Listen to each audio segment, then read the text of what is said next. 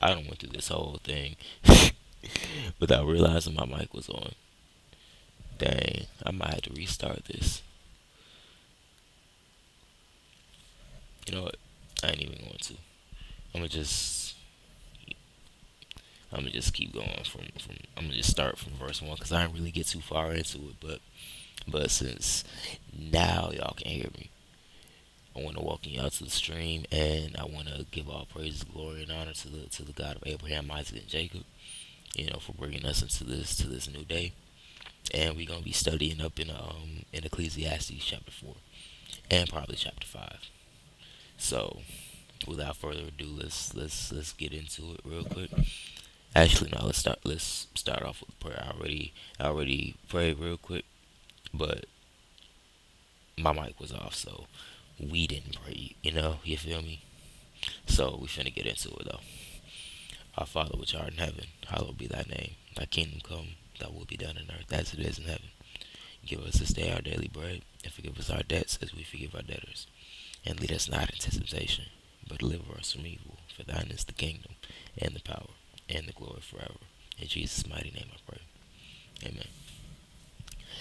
Alright, back to it again. We had Ecclesiastes chapter 4, starting off with verse 1. It says, "So I return and consider all the oppressions that are done in the sun." So Solomon is sitting here thinking about all the oppressive situations that people are in this earth. And it says, "And behold, the tears of such as were oppressed, and they had no comforter.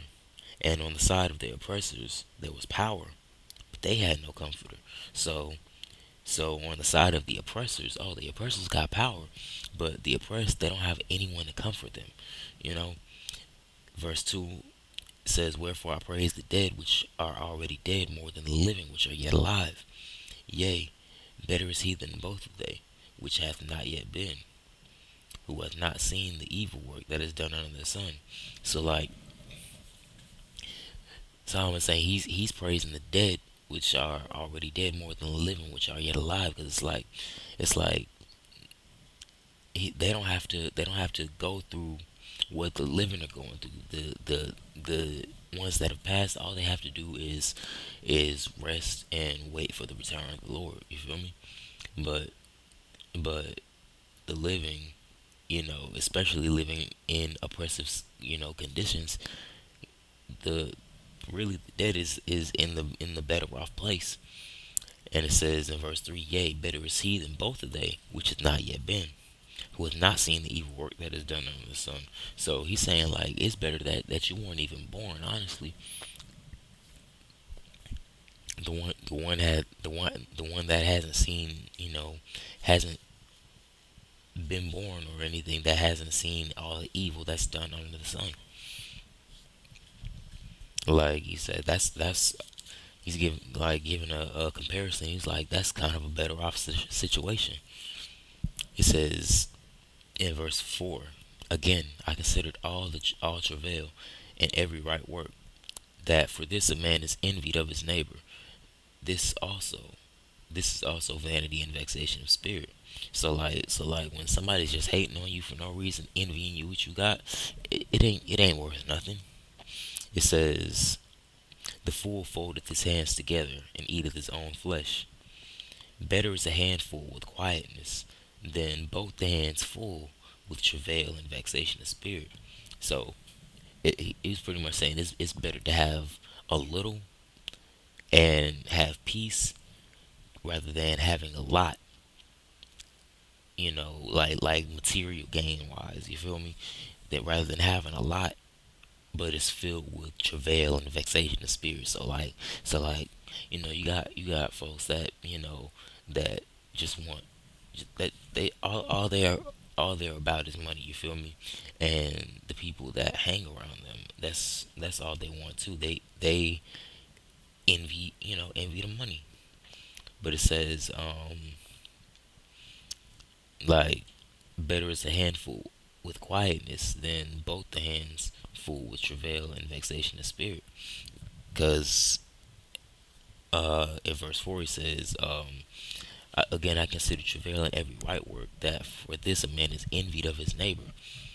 This also is vexation and vanity, vanity and vexation of spirit. So like this is what that better is a handful of quietness is coming off of. So like you probably got people that's envious, people that's hanging around you because they envious of your material possessions and stuff like that.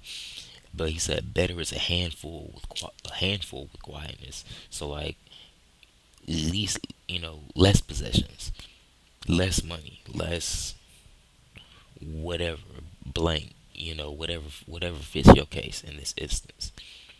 It's better with less than that, but you got quietness, then both the hands full. So now you got both your hands full. You got a lot, you know. Then both the hands full with travail and vexation of spirit. It says, "Then I returned and saw vanity under the sun.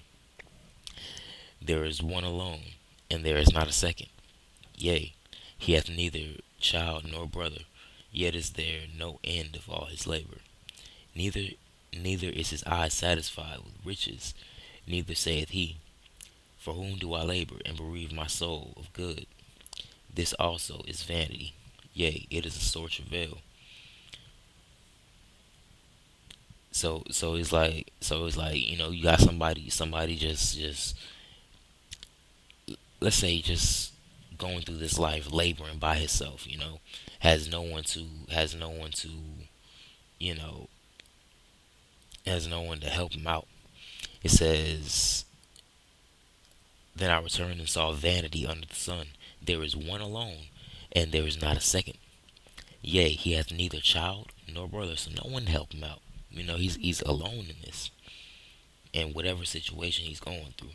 It says, "Yet is there no end of all his labor." So he's alone, but he keeps laboring. It says, "Neither is his eye satisfied with riches, neither saith he, for whom do I labor?" Okay, so he's not satisfied with the material gain, and he's also not saying, why am I working, you know, and bereaving my soul of good? Like, why do I gotta go through all this? But he's going through a lot, but he's not complaining though. It says, "Neither saith he, for whom do I labor and bereave my soul of good?" This also this is also vanity, yea, it is a sore travail. Verse 9, "Two are better than one, because they have a good reward for their labor." So just think about this when with whatever you're going through, like whatever you're doing, don't go through it alone. It says two are better than one, because they have a good reward for their labor. For if they fall, the one will lift up his fellow, but woe to him that is alone when he falleth. So like if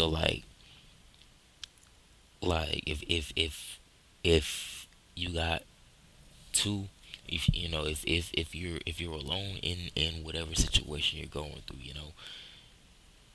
find a support system. Because it's like, if you're going it alone, if you fall and you by yourself, you don't have anyone who can lift you back up. But if you got somebody, who understands the situation, you know, and that's walking through you, through all of this with you, then it'll be more of a better outcome, because they can help you out when you fall, and vice versa. It says two are better than one, because they have a good reward for their labor. For if they fall, the one will lift up his fellow. But woe to him that is alone when he falleth, for he hath not another to help him up. Again, if two lie together, hold up. Okay. Again, if two lie together, then they have heat. But how can one be warm alone? So, now we see that, we need somebody, in whatever situation we're going through. We can't go through this completely alone. We need some kind of support system, and I'm speaking to myself too, I'm naturally reserved, and think I can go through everything by myself. But I'm still in the learning process of having support around me. Like I still got to get used to that myself. You feel me? But it says again, if two lie together, then they have heat. But how can one be warm alone? So like, just think of a cold day, and and you just don't have a house for some reason. We're just gonna put you in that scenario. Lord willing, you don't. But if you're out there in the cold, if you got somebody else with you, y'all can both withstand that cold together. But if you're alone, man, you might freeze up. And verse 12 it says, and if one prevail against him, two shall withstand him, and a threefold cord is not quickly broken. So there we go again with that support system. Because at first we've been talking about two this whole time, and he said if one shall prevail against him, two shall withstand him. But then he brought another one in, and he was like, oh, if you got somebody else, if you got three people, it's a threefold cord is not quickly broken. So like you think of just three strands of string. Individually, they're weak, but then if you braid them and try to snap them, they're a lot tougher. A threefold cord is not quickly broken. Better is a poor and wise child. Hold up, that's that's my girl's job popping up. I wonder if I can mute that.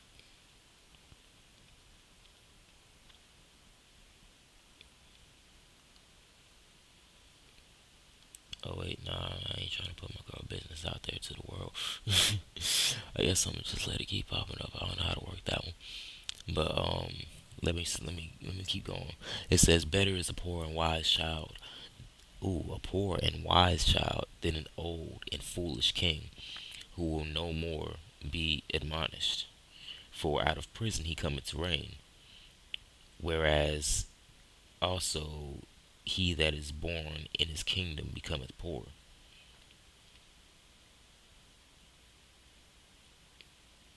And so better is a poor and wise child. So it's better if than a poor broke little boy, broke little smart boy is better than an old foolish king who that has no more admonition, pretty much. For out of prison he cometh to reign. So now you got a prisoner, you know, but they're coming out to reign, to be king. They done probably got wisdom within that prison. Whereas also he that is born in his kingdom becometh poor. So like you probably got someone who's born in his kingdom, but he's probably like an old foolish king or something like that. It will no more be admonished. Verse 15, I considered all the living which walk under the sun, and with the second child that shall stand up in his stead, there is no end of all the people, even of all that have been before them. They also that come after shall not rejoice in him. Surely this also is vanity and vexation of spirit. And we go, hold on, let me go to the next chapter real quick. Let me check on the stream.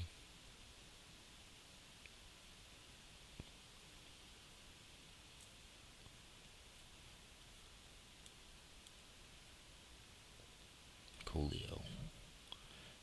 Coolio. Alright, so okay. So Ecclesiastes 5, and we're gonna start this at verse 1. It says, keep thy foot when thou goest to the house of God, and be more ready to hear than to give the sacrifice of fools, for they consider not that they do evil. So like when you're going to learn about God, and you going to church or something, like a good place of worship, then it says, keep thy foot when thou goest to the house of God, and be more ready to hear. So like when you go up in the church, like be more ready to receive an answer, or be more ready to hear what they gotta say, than to give the sacrifice of fools, for they consider not that they do evil. Be not rash with thy mouth, and let not thine heart be hasty to utter anything before God. So like when it comes to you and your Lord, don't don't just say anything to him. You gotta watch what you say to the Lord, just like you watch what you say to your parents, right? You gotta watch what you say to the Most High. Like don't say anything to him in in a fit of rage, and in a blaspheming the Lord, or questioning him to, or doubting him. It says, "Be not rash with thy mouth, nor and let not thine heart be hasty to utter anything before God. For God is in heaven, and thou upon earth. Therefore, let thy words be few." So, like he's saying, like, bro, God is in heaven, you on earth. He is on a whole another level. Let your words be few. So, like, keep it short and sweet with the Lord, but definitely keep it sweet, cause you don't want to be rash with your mouth. You don't want to say the wrong thing, and it ends up offending the Lord. You feel me? So it says, "For a dream cometh through the multitude of business, and a fool's voice is known by the multitude of words." So like he's talking about dreams. He says, "For a dream cometh through the multitude of business." Like a lot of people have dreams and stuff like that, and wonder where they come from. Sometimes they come from the Lord. Sometimes they come through a multitude of business. Like you going through a whole lot of stuff. Let's say you wake up, go to work, go grocery shopping. You done seen a goat while you grocery shopping. Don't tell me how you seen a goat. You probably passed by it on the way to the grocery store or something. And then you coming home doing whatever, and then you go to sleep and you dream about a goat. A dream coming through the multitude of business. So it's like you're doing a lot of stuff. Some of that remains in your mind and your mental until you go to sleep. And some of that stuff your subconscious still might be thinking about while you're asleep. It says a fool's voice is known by the multitude of words. So if if you got somebody that just keeps running at the mouth, it's almost safe to say that they might be a fool, because it says in the first verse, "Keep thy foot when thou goest to the house of God, and be more ready to hear." Because if you got a multitude of words, that means you're more ready to speak than to listen. And verse 4, it says, "When thou vowest a vow unto God, defer not to pay it, for he hath no pleasure in fools. Pay that which thou hast vowed." So like if you make a promise to the Lord, like you got to keep that. "When thou vowest a vow unto God, defer not to pay it, for he hath no pleasure in fools." So he's calling you a fool if you do not pay that vow. Pay that which thou hast vowed. So like that's why you really gotta keep your tongue. Like don't swear to God. Like I hear a lot of people say, I swear to God, I'm gonna do this and that." But like, if you do that, then you gotta follow through. Like you have to follow through. So a lot of times, if bro, if I hear that phrase in a song or something, like I kind of just mute myself. Like cause I don't want that stuff to come out of my mouth, and then oh now I gotta pay that. Let me say, like, I swear to I'm gonna kill someone or something like that. I kind of gotta do it. Defer not to pay it. So really going back to verse 2, "Don't be rash with thy mouth, and let not thine heart be hasty to utter anything before God." So like don't don't don't be too quick to utter something before the Lord. You know, suffer not thy mouth to cause thy flesh to sin. Neither say that neither say thou before the angel that it was an error. Wherefore should God be angry at thy voice and destroy the work of thy hands? So going off going off vows, it says, better is it, in verse 5, better is it that thou shouldest not vow than that thou shouldest vow and not pay. I forgot to read that one. So like, coming off verse 4, when thou vowest a vow unto God, defer not to pay it, for he hath no pleasure in fools. Pay which thou hast vowed. Better is it that thou shouldest not vow than thou shouldest vow and not pay. So it's better if you don't promise or vow at all, especially unto God, rather than you vow and you don't pay for it. You don't follow through. And that's really what this chapter 5 from 1 through 7 is talking about. Is being wise with your mouth, especially when it comes to God.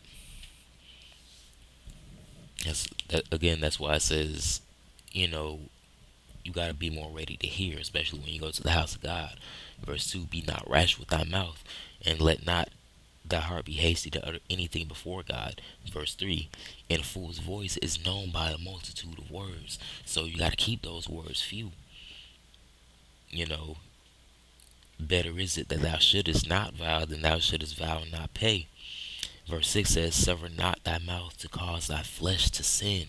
So it's like, if you vow and you don't pay, you're causing your flesh to sin, all in all. And it says, neither shouldest thou say before the angel that it was an error. So like you don't promise to God now, and don't be like after that, like, oh, it was a mistake. Nah, you shouldn't have vowed in the first place. It says, wherefore should God be angry at thy voice and destroy the work of thy hands? So he's like, you done vowed, and pretty much now you want to back out of it. You say it was a mistake. He was like, now, why should God be angry at your voice and destroy the work of your hands? Because like, the Lord will be angry at your voice if you make a vow and you suddenly want to back out. It says, for in the multitude of dreams and many words there are also diverse vanities. Fear thou God. So like, in the multitude of dreams and many words, like, you probably have somebody that has a dream every day and think that they the next prophet or something. But he says, in the multitude of dreams, you got many dreams going on and many words. There are a multitude of diverse vanities. So he really seems like he's using these dreams to as a comparison to foolish people when they talk. Like, just like somebody has a lot of dreams and they like to speak on their dreams, well, and many words also. For in the multitude of dreams, you got many dreams, but in the multitude of words also, there are diverse vanities. But fear thou God. Like, that's the end goal. Fear God.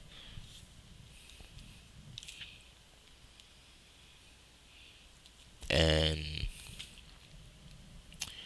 verse 8, it says, if thou seest the oppression of the poor, and violent perverting of judgment and justice in a province, marvel not at the matter, for he that is higher than the highest regardeth. Ooh, and there be higher than they. So it says, if you see the oppression of the poor and violent perverting of the judgment, so like you see the people that are high up oppressing the poor. It says, marvel not at the matter. It says, he that is higher than the highest regarded. So the Lord is the one that's higher than the highest. He's the King of kings. You feel me? But he's taking note of that's going on. He's regarding it. And there be higher than they. It says in verse 9, moreover, the profit of the earth is for all. So this earth is for all of us, honestly. The king himself is served by the field. He that loveth silver shall not be satisfied with silver, nor he that loveth abundance with increase. This is also vanity. Ooh, okay, so we gonna start break it down to verse 9. It says, moreover, the profit of the earth is for all. So like, the what the earth produces, that's for us. The king himself is served by the field. Like like the field provides everything that the king needs. Honestly, it, provides food. If you got a well that provides water, or a river or something like that, you know, the earth provides for us. We get sunlight from the sun. We get oxygen and stuff from the trees. We get fruit from the trees. We get all that. The king himself is served by the field. The field serves us to a certain capacity. We still gotta work for it a little bit, but it still serves us. But it says, "He that loveth silver shall not be satisfied with silver." So like this is like the people that are all about their money for real. It says, "He that loveth silver shall not be satisfied with silver, nor he that loveth abundance with increase." So like, if somebody loves abundance, they're not gonna be satisfied with what they got already. They're gonna keep wanting more and more and more. But he said this also is vanity. When that's why like I think, if I'm not mistaken, Paul said, you know, I know how to be a base and abound. I know how to have a little, and I know how to have a lot. I'm like he, you know, when he got a lot, he ain't chasing more. He knows how to be content. So it says, when goods increase, they are increased to eat them. And what good is there to the owners thereof, saving the beholding of them with their eyes?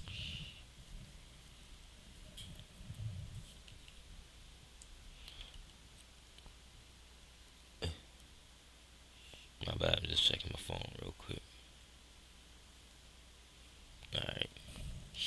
So, and when goods increase, they are increased that eat them. Oh, so when you got a lot of stuff, you got a lot of people that want to come and partake in that stuff, right? And what good is there to the owners thereof, saving the behold, except the beholding of them with their eyes? So, you got somebody that owns a lot of stuff, but then it says, when goods increase, they are increased that eat them. And what good is there to the owners thereof? To the owners of that, that good increase, saving the beholding of them with their eyes. So, you know, the person that owns all that, all those goods that increase, I'm gonna just say a lot of food at least. You know, some we can all relate to a good barbecue, right? You got a lot of good food. These will be the increased goods in this case.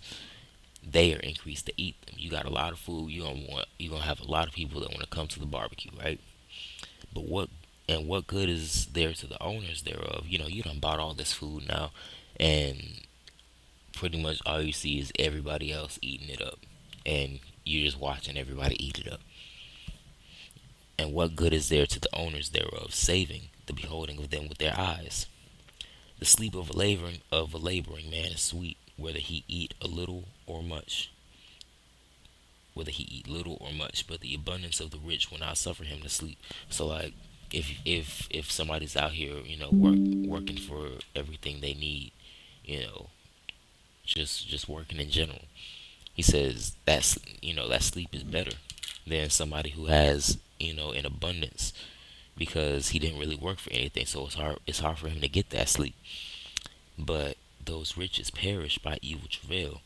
He that begetteth a son, and there is nothing in his hand, as he came forth of his mother's womb, naked shall he return as he came, and shall take nothing of his labor which he may carry in his hand. And that's kind of what Job has said, when the Lord allowed Satan to tempt him and take everything from him. Took his the cattle that he had, took the servants that he had, killed all of them, and killed all the kids that he had. But he didn't charge God foolishly. He rent his mantle, and he said, "Naked came I out of my mother's womb, and naked shall I return to the earth." You know, and he still didn't freaking he didn't charge God foolishly though. because he knew like I came in this world naked, I'm gonna leave naked. So it says, and he came forth out of his mother's womb naked shall he return to go as he came, and he shall take nothing of his labor. When we pass, we don't take anything with us. We it goes to the next man.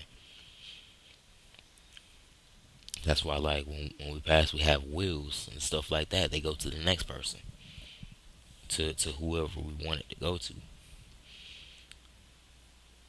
And it says, verse 16, and this also is a sore evil, that in all points as he came, so shall he go. And what profit hath he that hath labored for the wind? So, like, what what profit have you that have labored for the wind? You don't work for nothing, right? All his days also he eateth in darkness. He hath much sorrow and wrath in his sickness, with his sickness. Behold, behold that which I have seen. It is good and comely for one to eat and drink, and to enjoy the good of all his labor, that he taketh under the sun all the days of his life, which God giveth him, for it is his portion. So even through all the vanity and stuff that we go through, he's saying, like, still, what enjoy what you work for. Enjoy the fruits of your labor. That's your portion in this life. You don't have another life. You can't just you can't just not enjoy anything because everything's vanity. Enjoy what you can enjoy while you can enjoy it. For this is your portion. Whatever you don't work for, you know, enjoy it. You know, like, if you don't put in some hours at your job, and you want to go out to the amusement park or something, hey, enjoy that. That's your portion. You done sat labor for it. You can't do anything. You can't do anything once you gone, and you don't know when you're gonna leave this earth. It says, every man also to whom God hath given riches and wealth, and hath given him power to eat thereof, and to take his portion, and to rejoice in his labor. This is the gift of God. For he shall not much remember the days of his life, because God answereth him in the joy of his heart. So it says, every man to whom God giveth riches and wealth, and hath given him power to eat thereof, and to take his portion, and to rejoice in his labor. This is the gift of God. So, like this is the gift of God. You got money, or you pretty much blessed with money, and pretty much just you can do whatever you want to do, as long as you ain't breaking the commandments of the Lord. You feel me? But it says, every man to whom God hath given riches and wealth, and hath given him power to eat thereof. So now you can use those riches and wealth. You can buy you some food. Hey, we gonna go out to the Mexican restaurant. We finna go out, eat some filet mignon, something like that. But it says, and to take his portion, and to rejoice in his labor. This is the gift of God. It's like we rejoicing in our labors. For he shall not much remember the days of his life, because God answereth him in the joys of his heart. Well, for he shall not remember the days of his life, because God answereth him in the joy of his heart. And I'm a take a break right there, because I'm gonna have to start getting for work and ready for work in a little bit. But in closing, yeah, just we all gotta enjoy what we can in this life. You know, at least we gotta fear God and keep His commandments, for that's the whole duty of man. But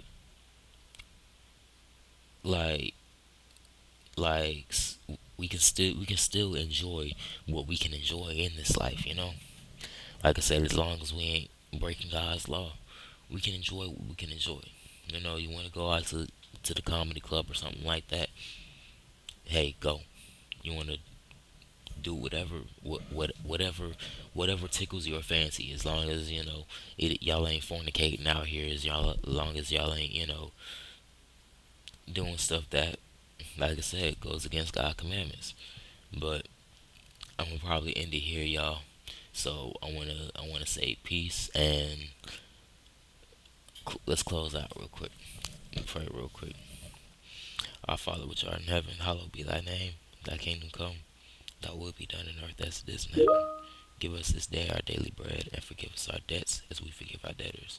And lead us not into temptation, but deliver us from evil. For thine is the kingdom, and the power, and the glory forever. In Jesus' mighty name we pray, the Holy One of Israel, the King of kings, the Lord of lords, the one true God, and there is no other. Amen. Alright, peace, y'all. Lord willing, I'll be back after I get off work. So let's say around maybe like 8 9 p.m. Eastern time. So if anybody wanna hop on and join me in my next stream, Lord willing, we'll see some more of y'all. Yeah, we only had one person in here today, so yeah, Lord willing, we'll see some more of y'all. But peace.